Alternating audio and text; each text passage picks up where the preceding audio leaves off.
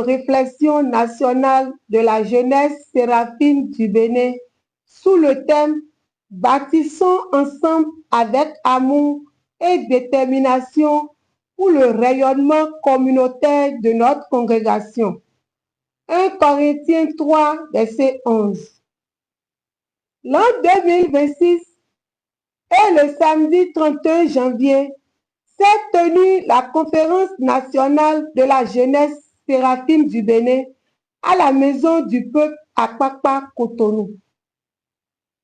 Initiée par les ambassadeurs du Saint-Esprit, la dite conférence a connu la participation de plus de 200 jeunes de tous bords et d'une dizaine de hauts responsables de l'Église. Prévue pour 9 heures, la conférence a démarré à 12h11 par une prière d'ouverture conduite par le devancier Kenjinou Honoré. À sa suite, Frère Padonou Siméon, secrétaire des ambassadeurs du Saint-Esprit, a souhaité la bienvenue à tous les conférenciers. Prenant la parole, Frère Aouya Jacques, président des ambassadeurs du Saint-Esprit, a dans un premier temps exposé les objectifs de la conférence qui se résument comme ci-après. Rappeler notre identité spirituelle et théologique aux participants. Identifier les causes et les conséquences du conflit de 38 ans, pas pour chercher celui qui a raison ou qui a tort. Trouver des voies de réconciliation et de guérison.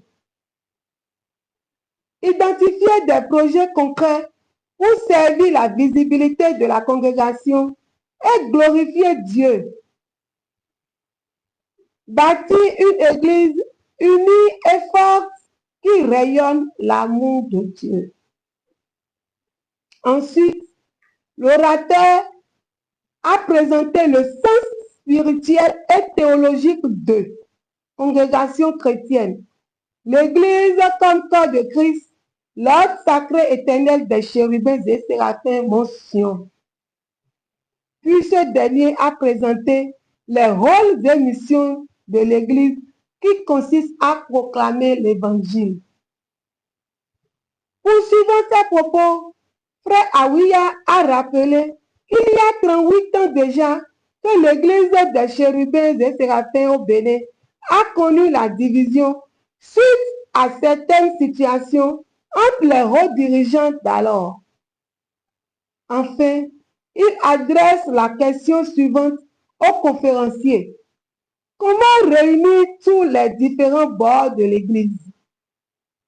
À la suite de cette question, la parole a été donnée aux conférenciers. Frère Emmanuel Sosuno, certains devanciers nous ont inculqué la peur. Nous n'allons pas nous taire toujours. Nous remercions les devanciers présents. Qu'allons-nous faire pour faire bannir la division afin de jouir de notre gloire?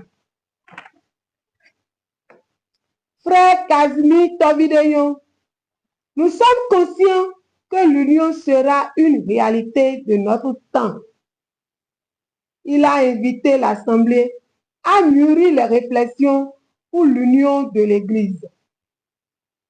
Il a ajouté qu'il est agréable de rester unis. Frère Marc Desroquets a souhaité l'union de l'Église.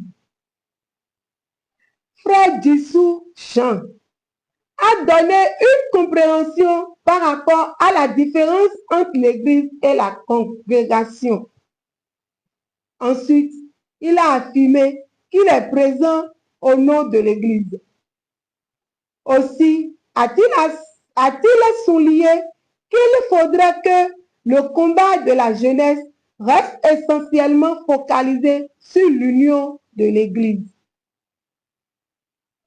Frère Fidéon Séraphin a demandé de fermer la page concernant les causes de la division de l'Église et de fixer le combat sur l'union. Devancier Saïzonou Léopold a rectifié que l'Église est arrivée le 10 juin 1930 au Bénin, contrairement à 1932 annoncé par les organisateurs. Cependant, les activités ont démarré en 1932.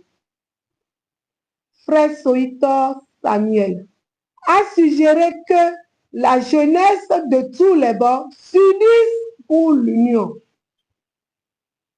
Frère Ojo Ernest a souhaité que la désignation du premier responsable de l'Église soit confiée à la jeunesse. Frère Wega Abraham a souhaité que chaque bord essaie de régler d'abord les problèmes internes.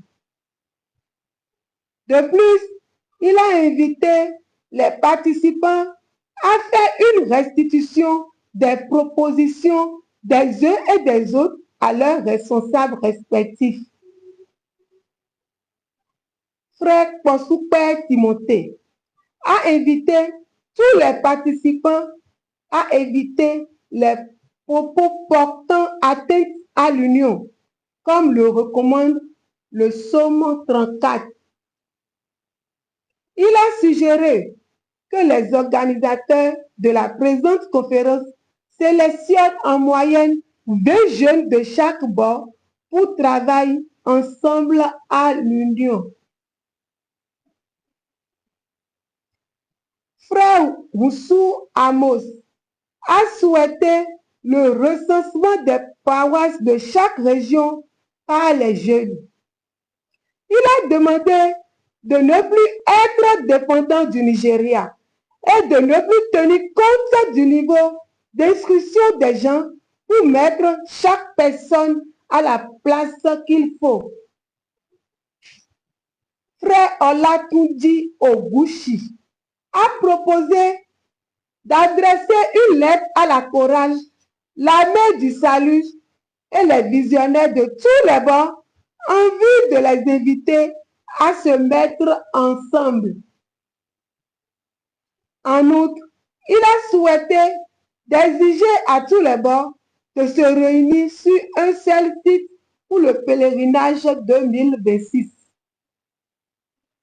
Frère Oyeleru Bernol a proposé que tous les bords assistent désormais aux différentes manifestations de l'Église. Ainsi, les brassages pourront naître pour aboutir à l'union. De plus, il a suggéré d'organiser une conférence entre les responsables et les jeunes. Frère Panidja Didier a déclaré que chaque fidèle a sa part de responsabilité dans la division de l'Église à travers leur intérêt personnel. Frère Routon Daniel a proposé que tous les bords se mettent ensemble comme c'est le cas déjà des chorales. Sœur Possou Léontine a affirmé que l'amour n'existe plus dans notre Église, car nos grades créent trop de frustration. Elle a confié qu'il faudrait que l'esprit d'humilité nous habite et de ne plus considérer de bord lors des manifestations. Frère Ablon Léon a proposé d'organiser des veilles de prière avant toute activité visant la réconciliation, que tous les bords arrêtent les consécrations avant l'union et que nous irons en décembre 2026 à la même plage. Frère Aouya Vincent a souhaité que les organisateurs rencontrent les membres du comité directeur en vue de comprendre les réels motifs de leurs absences. En outre, il a suggéré de laisser de côté les grades et de se considérer comme de simples fidèles pour faciliter l'union. Frère Adam Soker Jérôme a proposé que ceux qui ont quitté la maison mère Vekpa reviennent à la source. Frère Kounoudji François a demandé de surseoir aux différentes consécrations en vue d'accélérer le processus de l'union. Frère Saizonou Pascal a demandé aux organisateurs d'impliquer les bureaux de la jeunesse de chaque bord dans le processus de la réunification. Frère Antoine Kanchenou a demandé si tout ce qu'on est en train de proposer sera pris en compte pour l'union. Par ailleurs, il a demandé aux organisateurs de faire montre d'humilité. Sœur Olongto Cécile a proposé de ne plus évoluer au rythme des devanciers, autrement la réconciliation n'aura pas lieu. Elle a déclaré que la tâche incombe surtout à la jeunesse de tous les bords.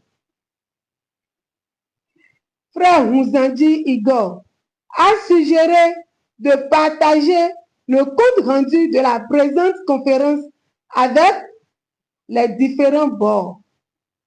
Enfin, il a souhaité la tenue d'une convention impliquant tous les bords au fin de normaliser les différents grades. Frère Thévo Edjes Sévérin a demandé d'oublier l'Église et de nous attacher à Christ.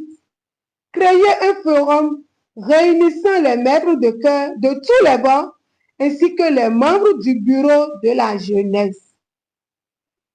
Sœur Ligan Gladys a proposé que la jeunesse soit en tenue indiquée à l'occasion de grands événements, la création des forums, de considérer les grades de 1999 et d'organiser des séances de jeûne et prière afin de soutenir les ambassadeurs du Saint-Esprit dans leurs initiatives de réconciliation de l'Église. Frère Rupert Armand a proposé l'union de la jeunesse et des devanciers. Le représentant du groupement Immolé Christ a suggéré de convier le bureau de tous les bords les fois à venir. Devancier Ruponou Samuel a brièvement abordé le travail accompli par le cercle de réflexion et a souhaité que la jeunesse reste unie. Enfin, la conférence a pris fin à 16h30 à la satisfaction de tous les participants. Commission de rapport. Uriel Saizonou, Herman B. Kambi, Modeste Couton, Dieu de notre Saint, Père Moses Orimolade Tson Olaché, unisse son Église. Amen.